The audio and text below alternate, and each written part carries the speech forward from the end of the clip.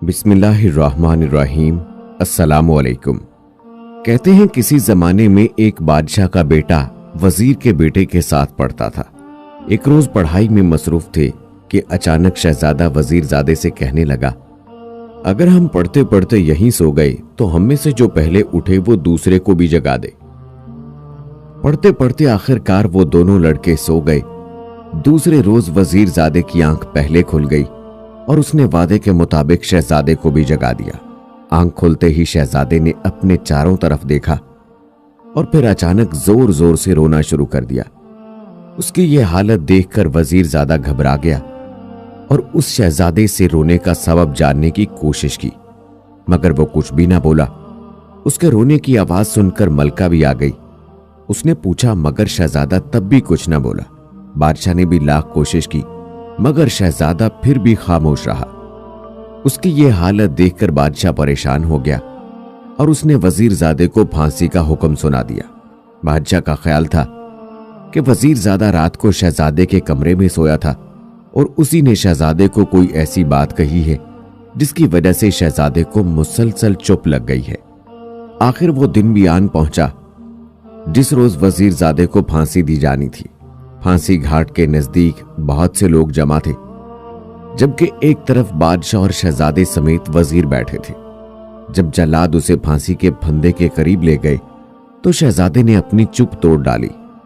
उसने कहा, उसे कुछ मत कहीं, इसने ना तो मुझे कुछ ऐसी वैसी बात कही है और ना ही मारा है। कुछ दिन पहले रात सोने से पहले हमने फैसला किया था कि हम में से जो भी पहले उठेगा वो दूसरे को भी जगा देगा। चूंकि इसकी आंख पहले खुली तो इसने वादे के मुताबिक मुझे भी जगा दिया। जिस लम्हे इसने मुझे जगाया उस वक्त मैं एक ख्वाब देख रहा था। मेरे ख्वाब इस कदर हसीन और हकीकी थे कि उसके टूटने से मुझे बहुत सदमा पहुंचा और यही दुख है जो मुझे खून के आंसू रुला रहा है। बादशाह ने जब ख्वाब सुनने की फरमाइश की तो शहजादा बोला, मैंने ख्वाब में देखा कि मैं एक ऐसे शहर में हूं जहां की हर चीज सब्ज है और शहर के वस्त में एक सब्ज दरिया बह रहा है। इस सब्ज दरिया के किनारे एक सब्ज रंग का महल है जहां एक सब्ज परी खड़ी मुस्कुरा रही है। वो सब्ज परी इस कदर हसीन थी कि मैं पहली ही नजर में उसकी मोहब्बत में गिरफ्तार हो गया। मैं उससे बात करने ही लगा था कि वजीरजादे ने मुझे जगा दिया। इस सब्ज परी ने मुझ पर जादू सा कर दिया है। मेरी आंखों के सामने उसका चेहरा हटता ही नहीं। मुझे उस वक्त तक सुकून नहीं मिल सकता जब तक मैं सब्ज परी को हासिल न कर लूं। लगता है अब कभी भी मैं सुखी ना रह पाऊंगा। ख्वाब सुनने के बाद बादशाह ने फौरन वजीरजादे को रिहा करने का हुक्म दिया, मगर साथ ही वो शहजादे के ख्वाब बारे सोचो विचार करने लगा।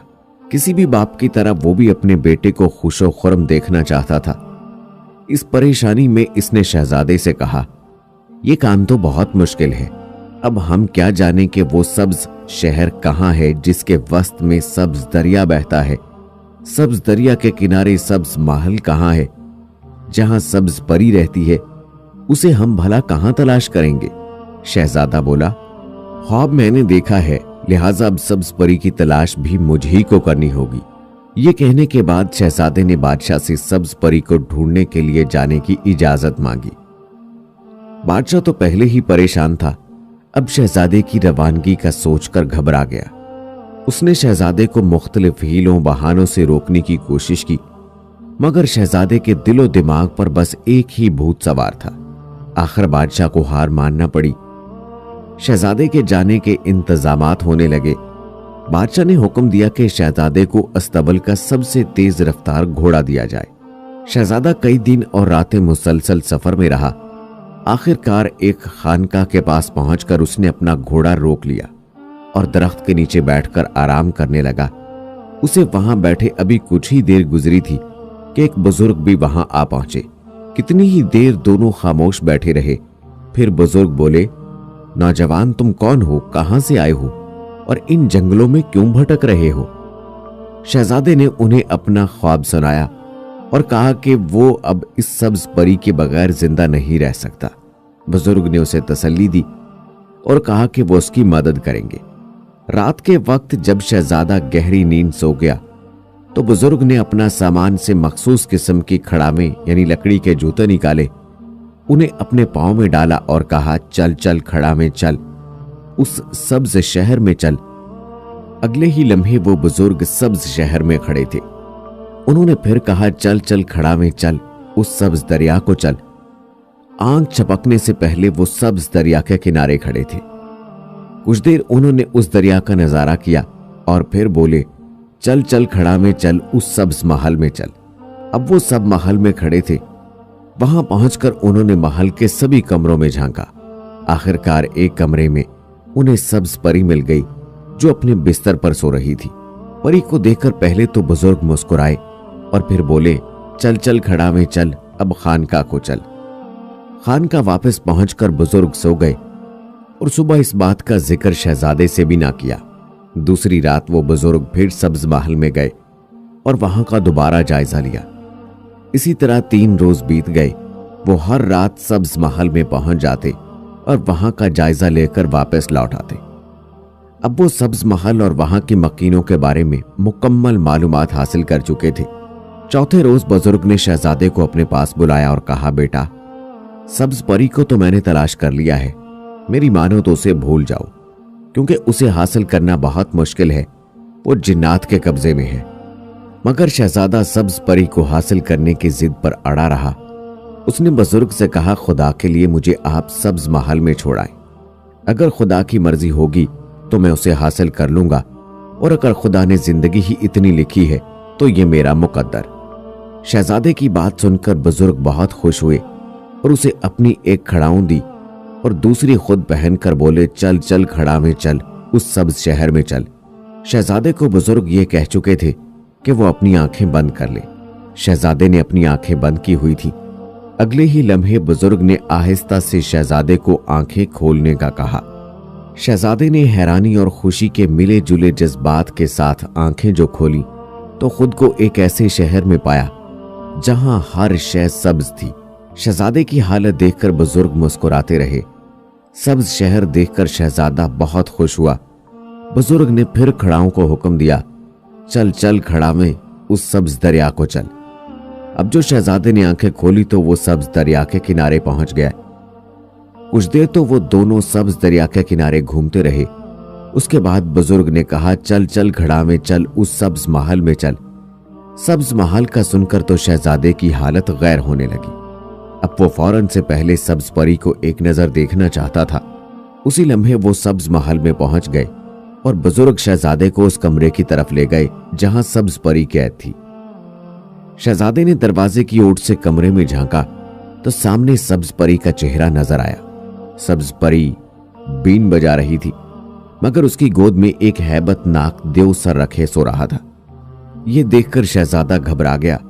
बुजुर्ग ने उसे आहिस्ता से कहा, मैं तुम्हें मना करता रहा मगर तुम जिद लगा बैठे थे। यह सुनकर शहजादे को जोश आ गया और वो सब्ज परी के सामने चला गया। सब्ज परी ने जो उसे देखा तो हैरान रह गई। ऐसे खूबसूरत खूबरू शहजादे को उसने उससे पहले कभी नहीं देखा था। सब्ज परी को शर्माता हुआ देखकर शहजादे के हौसले बुलंद हो गए और उसने सब्ज परी से कहा, जिस रोज से तुझे मैंने अपने ख्वाब में देखा था उसी रोज से तेरी तलाश में भटक रहा हूं। अब मैं तुझे यहां से आजाद करवाने आया हूं, क्या तू मेरे साथ चलोगी? सब्ज परी तो शहजादे को देखते ही उसकी मोहब्बत में गिरफ्तार हो चुकी थी। उसने इस बात में अपना सर हिलाया और फिर देव की तरफ देखकर घबरा कर इशारों से शहजादे को बताया, जब तक ये बीन बजती रहेगी देव भी सोया रहेगा। अगर बीन बजना बंद हो गई तो देव जाग उठेगा और तुम्हें जिंदा नहीं छोड़ेगा। शहजादे ने कहा, तुम बेफिक्र रहो, तुम मुझे ये बीन दे दो, मैं इसे बजाता हूं और तुम यहां से बाहर चली जाओ, मैं इस देव से निमट लूंगा। ये सुनकर सब्ज परी को यकीन हो गया कि जो मेरी खातिर इस देव से लड़ने के लिए तैयार है वो वाकई मुझे चाहता है। मगर सब्ज परी इतनी संगदिल न थी कि शहजादे को मुसीबत में डालकर खुद बाहर चली जाती। शहजादा उससे बीन लेना चाहता था कि बुजुर्ग आगे बढ़े और बोले, ये बीन मुझे दो, इसे मैं बजाता हूं और तुम सब्ज परी को लेकर यहां से निकल चलो, मैं भी कुछ देर बाद खानका में पहुंच जाऊंगा। शहजादा भी खुद गर्जना था। उसने जवाब दिया, ऐ बुजुर्ग, आपके मुझ पर पहले ही इतने एहसान हैं, मैं आपको मुसीबत में डालकर कैसे जा सकता हूं? बुजुर्ग मुस्कुराए और बोले, तुम्हें मालूम है मेरे पास खुदा की करामात का तोहफा है, मैं इस दियो के काबू ना आऊंगा। शहजादे को इत्मीनान हुआ कि वो बुजुर्ग की करामात देख चुका था। शहजादे को राजी करने के बाद बुजुर्ग ने कहा, तुम मेरी एक खड़ाऊं ले लो और दोनों अपना अपना पांव उसमें फंसा लो, ये खड़ाऊं तुम्हें खानका ले जाएगी। सब्ज परी बोली, ए बुजुर्ग, मैं तो खुद उड़कर जा सकती हूं और शहजादे को भी अपने साथ खानका ले जाऊंगी। बुजुर्ग ने सब्ज परी को खानका का रास्ता समझाया और कहा, तुम चलो और मैं तुम्हारे पीछे आ रहा हूं। शहजादे ने बीन बुजुर्ग के हाथों में थमा दी और सब्ज परी के साथ उस महल से निकल आया। कुछ देर बाद बीन बजाने के बाद बुजुर्ग ने अपने पांव में खड़ावें डाल ली और बीन को फर्श पर फेंककर बोले, चल चल खड़ावें चल, उस खानकाह में चल। दूसरे ही लम्हे बुजुर्ग खानकाह में पहुंच गए। बुजुर्ग को देखकर शहजादा और सब्ज परी बहुत खुश हुए। कुछ रोज बुजुर्ग के पास ठहरने के बाद शहजादा सब्ज परी को लेकर अपने वतन की तरफ रवाना हो गया।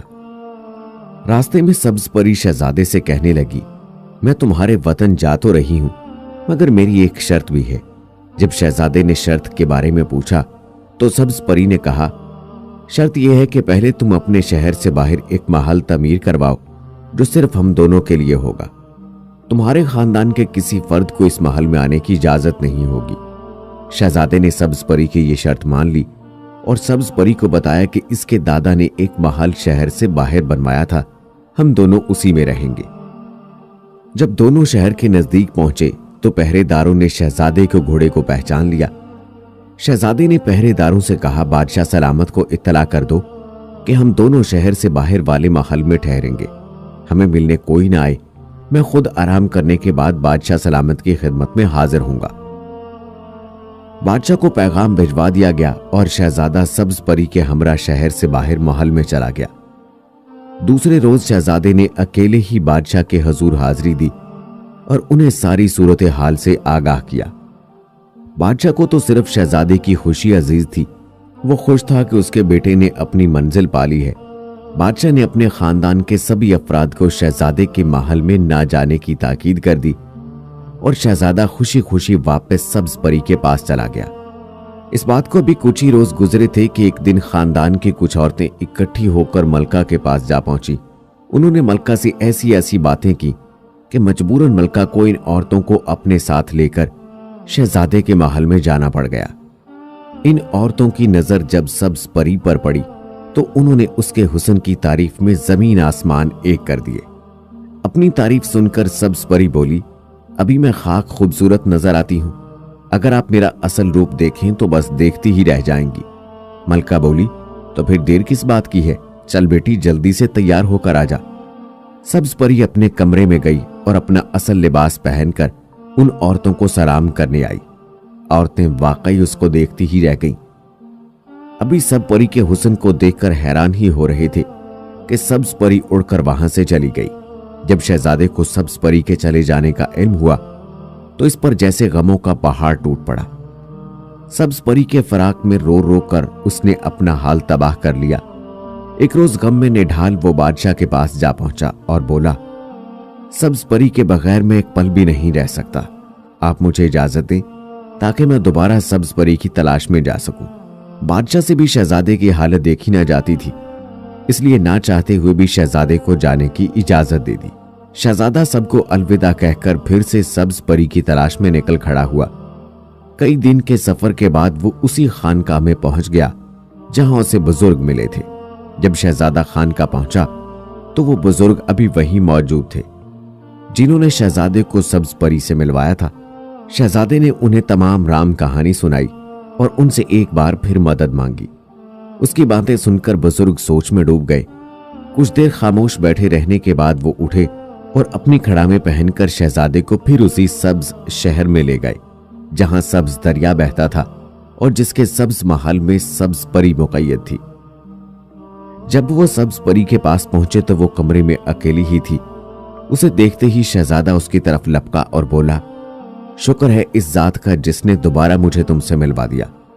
आओ अब हम हमेशा के लिए यहां से चलते हैं। शहजादे ने सब्ज परी के दोनों हाथ थाम लिए।